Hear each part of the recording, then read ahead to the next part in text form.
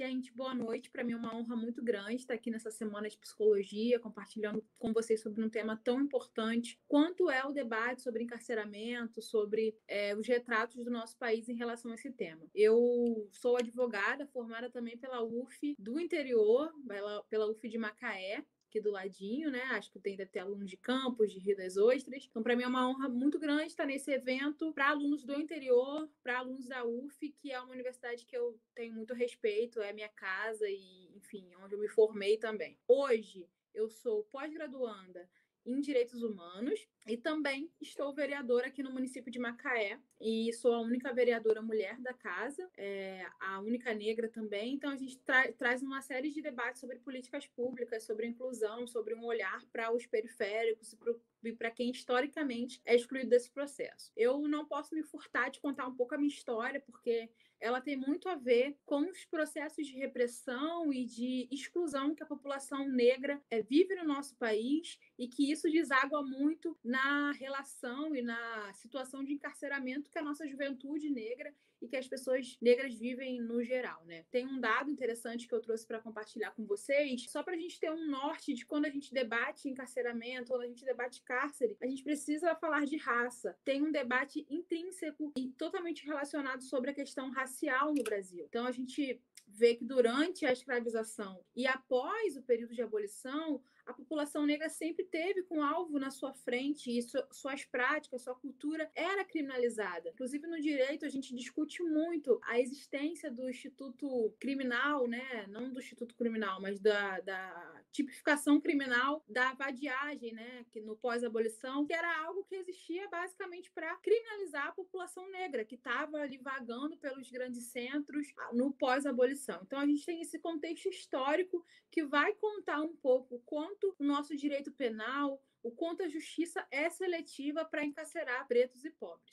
E aí um dado interessante do Fórum Brasileiro de Segurança Pública, né, que produz o Anuário Brasileiro de Segurança Pública, em 2020 ele compartilhou dados em relação a 2019 e em 15 anos a proporção de negros no sistema carcerário cresceu 14%. Enquanto as de brancos diminuiu 19%. E aí eles trazem um dado muito contundente que traz essa reflexão para vocês enquanto estudantes e para nós enquanto pessoas que discutem direitos e direitos humanos, é que a cada 3 presos, 2 são negros. Então não tem como a gente discutir cárcere sem discutir população negra, sem discutir as estruturas racistas que dominam o nosso país e que estão totalmente enraizadas no fazer do Poder Judiciário, na prática dos tribunais. Isso fica muito claro a cada dia que a gente vai olhando que o cárcere ele é tomado por pessoas negras que não tiveram acesso a direitos sociais básicos e que muitas vezes a forma como as leis são construídas é sempre colocando com alvo a população negra. A título de exemplo, né, um debate muito contundente que a gente tem sobre a questão do encarceramento é sobre a própria lei de drogas, porque ela deixa em alguns artigos muito aberta a interpretação sobre quem é usuário e quem é traficante. E ela atrela isso a um espaço social. Então, muitas vezes, o homem negro que está com uma quantidade de entorpecentes num território periférico, ele já é lido como um traficante. Enquanto uma pessoa que às vezes está em outro espaço, não periférico, e é branca, ela é lida como usuário e o desdobramento vai ser totalmente diferente daquele que é taxado e tipificado como traficante. Então, isso já vai revelar para a gente a cor desse encarceramento, considerando que muitos da população estão encarcerados por crimes ligados ao tráfico ou crimes contra o patrimônio. Então, a gente vê que são crimes que estão muito atrelados à desigualdade social, à condição social das pessoas estarem, à própria criminalização de condutas que só reiteram essas práticas do racismo, da desigualdade e dos abismos sociais que a gente vive. E para a gente poder ver isso de forma clara, eu trouxe um exemplo prático da minha vida, né? Eu cresci na periferia e eu lembro que eu tinha no meu convívio, né? Eu era a única menina assim do quintal e eu tinha o meu irmão, o meu tio e o meu primo mais ou menos da mesma idade. E o meu primo, ele vinha de um contexto de abandono paterno, uma série de questões, muitas dificuldades de aprendizagem, de conseguir acessar alguns espaços. E ele viu no crime, né, na criminalidade, uma forma dele se sentir importante, ter uma ascensão, ter um respeito na comunidade. Infelizmente, ele passou pelo processo de ser abrigado, né? Então, ele passou pelo sistema, não é sistema prisional que chama, mas o sistema de encarceramento dos adolescentes, né? Ele teve essa experiência. A palestrante anterior falou do Degaze, mas eu lembro que na época tinha um outro termo, e aquilo não contribuiu em nada na vida dele, no sentido de ressocializá-lo ou de trazer uma outra perspectiva para que o futuro dele fosse diferente. Pelo contrário, trazendo um pouco a fala da Carla, aquilo contribuiu para aprofundar ainda mais o processo de exclusão que ele vivenciava, porque ele continuou, quando ele saiu, ele continuou nas mesmas práticas, e ele foi morto aos 19 anos. Então, ele teve ali a sua maioridade, e aos 19 anos ele acabou morrendo pelas mãos do poder paralelo e tudo mais. E esse exemplo é muito claro da realidade de muitos outros jovens negros que não têm acesso a oportunidades, que não têm acesso a realmente um processo de ressocialização e acabam sendo reincidentes e não tendo perspectiva. E aí, contando um pouco a história dos outros meninos do quintal, né? Então, no caso, meu irmão, na época que a minha mãe viu a situação do meu irmão, ela tirou ele da periferia,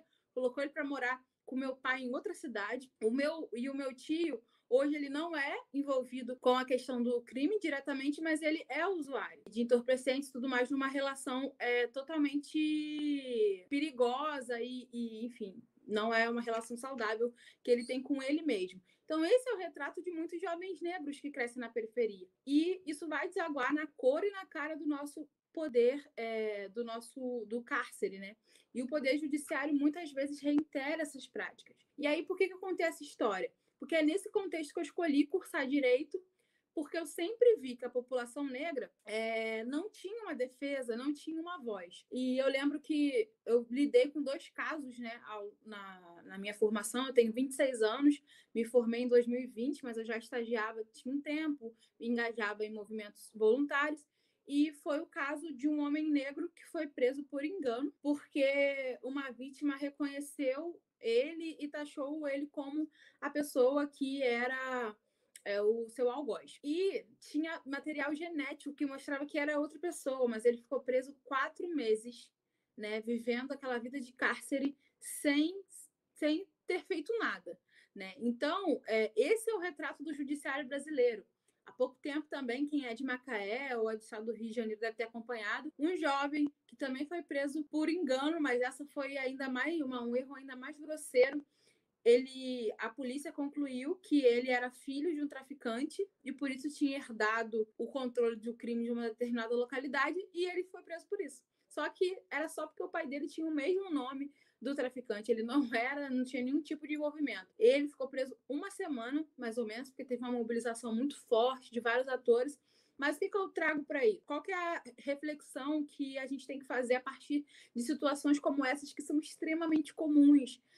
Jovens, homens negros, pessoas de periferia, passando pelo cárcere sem ter nenhum tipo de defesa ou de, enfim, não ter nenhum tipo de acusação contra eles por erro em nome, por questões assim. Quando essas pessoas, né, elas vão para esse espaço e às vezes não conseguem ter acesso a nenhum tipo de dignidade humana, traz a reflexão de o quanto o sistema colabora para que as pessoas sejam mais excluídas, para que as pessoas que passam pelo cárcere, na verdade, não tenham nenhum tipo de acesso à ressocialização. Então, aspectos assim revelam quanto o nosso judiciário tem um alvo e tem uma certa seletividade para pessoas pretas, para as pessoas pobres. Então, enquanto profissionais, né, futuros profissionais da psicologia, que vocês vão estar atuando em várias frentes, inclusive nessa frente da segurança pública, trazer essa perspectiva do negro, do pobre, no momento de fazer a leitura do cenário é fundamental, porque muitas vezes essas injustiças acumuladas ou esse histórico acumulado de exclusão, que vem de famílias excluídas, que vem do processo histórico de pós-abolição que perpetua a exclusão, vai refletir na forma que ele vai ser e na forma que ele vai lidar com esse sistema. Então, esses são alguns casos que eu queria colocar de situações de profunda injustiça e que não tem como a gente desvencilhar ou desvincular o debate do encarceramento com a questão da juventude negra, com as pessoas negras no geral, porque eles são maioria nesse sistema, mas não são maioria nos sistemas de poder, não são maioria nos espaços de influência, mas são maioria, infelizmente, no cárcere. E quando a gente debate direitos humanos, né, a gente debate muito o acesso à liberdade, o direito à liberdade. Por isso que é importante a gente falar de direitos humanos na perspectiva de quem está no cárcere, porque muitas daquelas pessoas estão tendo violações sistemáticas de seus direitos, indo totalmente contra a todas as convenções internacionais, a Carta de Direitos Humanos, a Constituição, porque perpetua, na verdade, a violência que aquela pessoa talvez cometeu ou aquilo que ela deveria estar ali para ser ressocializada. Então, a gente vê cada dia mais que o processo de encarceramento, as penitenciárias, elas agem, na verdade, enfraquecendo a possibilidade da pessoa que errou e foi para separar da sociedade, volte para ela e tenha um outro horizonte. Então, acho que esse é um fato importante que a gente tem que considerar também. E aí, vindo um pouco para a questão da política pública, que também é tema aqui do nosso debate, é importantíssimo a gente discutir, né, e como vereador a gente vem fazendo esse debate do Estado através dos seus diversos braços, seja município, estados e governo federal, entrarem nas comunidades, entrarem nas periferias com políticas públicas e não só com repressão. Isso é fundamental, é o debate mais urgente que a gente precisa fazer. E a gente tem feito esse esforço de trazer essa pauta para Macaé, de fazer esse diálogo intersetorial de políticas públicas, mas é extremamente desafiador. Então, a gente vê que essa é a última prioridade. O investimento em segurança pública e o investimento em, talvez, projetos sociais é totalmente discrepante. E quando a gente analisa o orçamento público, a gente vê isso de forma muito clara. Então, acho que esse é um fato que chama atenção, que assusta, de que a gente não vai ter um horizonte diferente enquanto a gente não tiver essa política de educação e não só de repressão. O outro ponto importante é que o Brasil tem uma série de condenações em cortes internacionais por violação de direitos humanos na esfera de presídios, de penitenciárias. Então, o cárcere no Brasil, ele é feito para não funcionar. A título de exemplo, eu lembro que tinha um cidadão italiano que precisava, que pediu extradição, não lembro agora os detalhes do caso, e o governo da Itália, né? Ele estava no Brasil, o governo da Itália estava pedindo extradição dele. Não, o Brasil estava pedindo extradição, ele estava na Itália, o Brasil estava pedindo extradição dele. O governo da Itália não liberou porque falou que a condição das prisões do Brasil eram inadequadas, eram absurdas. O próprio STF, né, numa decisão, já falou que a condição dos presídios no Brasil é um estado de coisas inconstitucional. Então, é algo extremamente absurdo.